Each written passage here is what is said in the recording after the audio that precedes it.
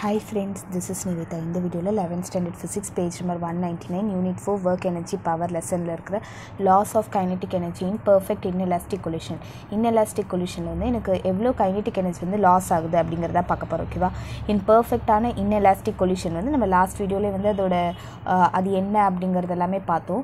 The loss in kinetic energy during collision is transformed to any other energy like sound, thermal, heat, light, etc. அதாவது முதல்ல வந்து perfectly inelastic collision அப்படினா என்ன அர்த்தம்னா இப்போ நம்ம வந்து இங்க வந்து ஒரு மூவிங் ஆப்ஜெக்ட் இருக்குன்னு வெச்சுக்கலாம். ஓகேவா? எக்ஸாம்பிள் வந்து ஒரு பைக் இருக்குன்னு வெச்சுக்கலாம். இப்போ இங்க வந்து ஒரு பூமர் இருக்கு. ஓகேவா? சோ பூமர் இருக்கு. அப்ப நான் என்ன செய்றேன் அப்படினா அந்த பூமரை வந்து இப்படி நான் தூக்கி போடுறேன். அந்த பைக் வந்து ஒரு வெலாசிட்டில போயிட்டு இருக்கு. இந்த பூமர் வந்து அந்த பைக் மேல போய் ஒட்டிக்குது. இப்போ முதல்ல என்னாச்சு? இது வந்து ஒரு வெலாசிட்டில போச்சு, இது வந்து ஒரு வெலாசிட்டில போச்சு. அதுக்கு அப்புறம் இந்த பூமர் போய் அந்த பைக்ல ஸ்டிக் ஆனோனே ரெண்டுமே ஒரே வெலாசிட்டில போகும். சோ அதுதான் வந்து perfectly inelastic collision அப்படினு சொல்றது. இப்போ இந்த perfectly inelastic collisionல loss of kinetic energy அந்த collisionனால ஏற்படுற அந்த kinetic energyயோட loss வந்து எனக்கு என்னவா மாறும் அப்படினு சொல்லிருக்காங்க. சவுண்ட் அல்லது thermal, heat, light இந்த மாதிரி எதுவா வேணாலும் மாறலாம் அப்படினு சொல்லிருக்காங்க. இப்போ இந்த kinetic energy initial before collision and total kinetic energy after collision அப்படிங்கறத வெச்சுக்கலாம். KEF அப்படிங்கறது total kinetic energy after collision, KEI அப்படிங்கறது total kinetic energy before collision அப்படினு வெச்சுக்கலாம். அப்ப total kinetic energy before collision எனக்கு என்னவா இருக்கும் அப்படினு கேட்டிங்கனா half mv square தான நார்மல் ஃபார்முலா. அப்ப half into mv square. Okay, அப்ப நம்ம எப்பவுமே வந்து இனிஷியல் வெலாசிட்டியை வந்து ஒரு ஆப்ஜெக்ட்க்கு எப்படி எடுப்போம்? u1, இன்னொரு ஆப்ஜெக்ட்க்கு எப்படி எடுப்போம்? u2 அப்படினு எடுப்போம். சோ அது ரெண்டுத்தையும் ஆட் பண்றோம் because total தான கண்டுபிடிக்க சொல்லிருக்காங்க. அப்ப total kinetic energy initial is equal to half into m1 into u1 square plus half into m2 into u2 square. அதே வந்து total kinetic energy after collision ஆனதுக்கு அப்புறம் எனக்கு என்ன ஆகும்? முதல்ல வந்து நம்ம the boomer அந்த வண்டியில பார்த்தோம். கரெக்ட்டா? ஃபர்ஸ்ட் வந்து ஒரு வெலாசிட்டில போயிட்டு இருக்கோம். அந்த பைக் வந்து ஒரு வெலாசிட்டில போயிட்டு இருக்கோம். அதுக்கு அப்புறம் கொஞ்ச நேரம் கழிச்சு அது ஒட்டிட்டதுக்கு அப்புறம் ரெண்டுமே ஒரே வெலாசிட்டில போகுது அப்படினு பார்த்தோம். அப்ப எனக்கு என்ன ஆகும்னா half into m1 plus m2 into இது ரெண்டுமே வந்து ஒரே வெலாசிட்டி. அதாவது என்னன்னா half into m1 into v square plus half into m2 into v square. இதுதான் உங்களுக்கு ஃபார்முலா. ஓகேவா? ஏனா ரெண்டுமே வந்து ஒரே வெலாசிட்டில போகுது பட் மாஸ் வந்து வேற வேற. அப்ப நீங்க என்ன பண்ணுவீங்க? half v square காமனா இருக்கா? அப்ப half into v square காமனா எடுத்தா m1 plus m2 அப்படிங்கிறது வந்திருக்குமா? இதுதான் kinetic energy final. அப்ப loss in kinetic energy என்னது? del q அப்படினு எடுத்துக்கலாம். அது வந்து kinetic energy initial minus kinetic energy final அப்படினு வருமா? சோ kinetic energy initial அப்படிங்கிறது இது அந்த value minus kinetic energy final அப்படிங்கிறது இந்த வேல்யூ. சரியா? சோ இத எடுத்தாச்சு. இப்போ நம்ம என்ன செய்ய போறோம் அப்படினா v ஸ்கொயருக்கு பதிலா இந்த வேல்யூ இருக்குல்ல, இங்க ஒரு ஈக்குவேஷன் இருக்குல்ல, இந்த perfectly inelastic collisionக்கு ஒரு velocity கண்டுபிடிச்சோம்ல, அந்த velocityல நான் வந்து இது சப்ஸ்டிட்யூட் பண்ண போறேன். இது एक्चुअली ரொம்ப பெருசா அந்த டெரிவேஷன் வரும். அந்த டெரிவேஷன் வந்துட்டதுக்கு அப்புறம் நமக்கு ஆன்சர் வந்து loss in kinetic energy ஓட வேல்யூ del q ஓட வேல்யூ என்ன வரும்னா இது வரும். ஓகேவா? இப்போ அந்த டெரிவேஷன் எப்படி வருது அப்படிங்கறத பார்க்கலாம். முதல்ல நான் என்ன எடுத்துக்கறேன் அப்படினா ஜஸ்ட் இந்த இடத்துல வந்து இந்த வேல்யூஸ் எல்லாமே எடுத்துக்கிறேன். half m1 u1 square plus half m2 u2 square minus 1/2 into m1 plus m2 அப்படியே எடுத்துக்கிறேன். இந்த v ஸ்கொயருக்கு பதிலா பின்னாடி பார்த்தோம்ல m1 u1 plus m2 u2 divided by m1 plus m2 அத நான் எடுத்துக்கிறேன்.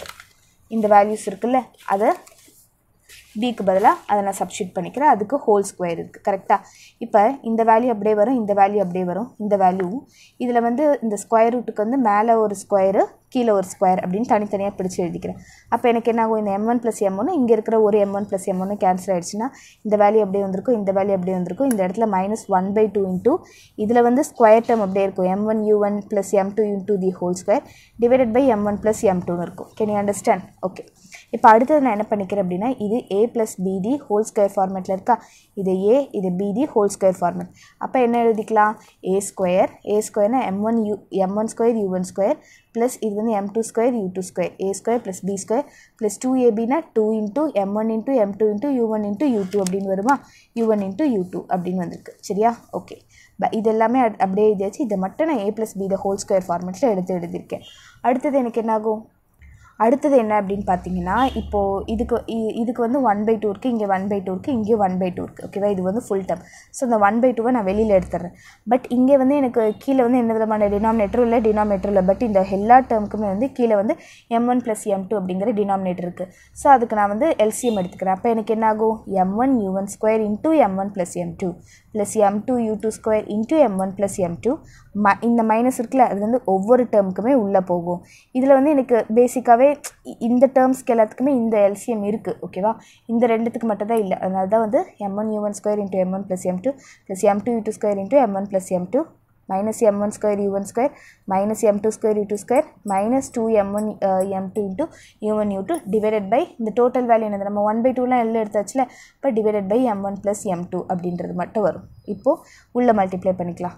m1 u1² into m1 அப்படிங்கிறது m1² into u1² plus m1 m2 into u1² plus m2 into m1 into u2². இதை மல்டிப்ளை பண்ணிங்கன்னா m2 into m2 m2² into u2² வரும். அடுத்தது இதெல்லாம் minus m1² u1² minus m2² u2² minus 2m1 mu u1 u2 அப்படின்னு வரும், divided by m1 + m2 வந்திருக்கும். Can you understand? அடுத்தது இந்த m1² u1² இங்கே இருக்கிற வேல்யூவும் கேன்சல் ஆகிடும். அடுத்தது m2² u2² இங்கே இருக்கிற வேல்யூவும் கேன்சல். அப்போ பேலன்ஸ் எனக்கு என்ன இருக்கும், m1 m2 u1² plus m2 m1 u2² minus 2m1 m2 u1 u2 அப்படின்றது வந்திருக்குமா. இப்போ இந்த இடத்துல m1 m2 m1 m2 m1 m2 காமனாக இருக்கா, அதை நம்ம வெளியில் எடுத்துடலாம். இதெல்லாம் வந்து ரொம்ப கஷ்டம்லாம் இல்லை, சிம்பிளான கேல்குலேஷன் தான். நீங்கள் போட்டு பார்த்தீங்கன்னா ஒன்றுமே இல்லை, சின்ன பசங்க போகிற மாதிரி a + b² ஃபார்மேட்டில் எடுத்து அதை வந்து நம்ம LCM எடுக்கிறது இந்த மாதிரி தான். ஸோ இது நீங்கள் எக்ஸாமில் வந்து ரொம்ப கஷ்டமாக இருக்கும் அப்படின்னு ஃபீல் பண்ணிங்கன்னா அதை நீங்கள் பை ஹார்ட் பண்ணிக்கலாம். ஓகே, ஸோ அதை வந்து நீங்கள் வெளில எடுத்துட்டிங்கன்னா இங்கே u1² + u2² minus 2 into u1 u2 அப்படின்னு வரும். என்ன ஃபார்மேட்டில் இருக்குது, a² + b² மைனஸ் 2ab ஃபார்மேட்டில் இருக்கா. அப்போ a - bd (2) ஃபார்மேட்டில் வருமா. அப்போ இந்த இடத்துல 1/2 into m1 m2 divided by m1 + m2. இது எப்படி எழுதிக்கலாம், u1 - u2 the whole square. So இதுதான் வந்து உங்களுக்கு இந்த லாஸ் இன் கைனெட்டிக் எனர்ஜியாக வந்திருக்கு. ஓகேவா, தேங்க்யூ ஃபார் வாட்சிங். இந்த வீடியோ உங்களுக்கு பிடிச்சிருந்தா லைக் பண்ணுங்கள், ஷேர் பண்ணுங்கள், subscribe to my channel. Thank you.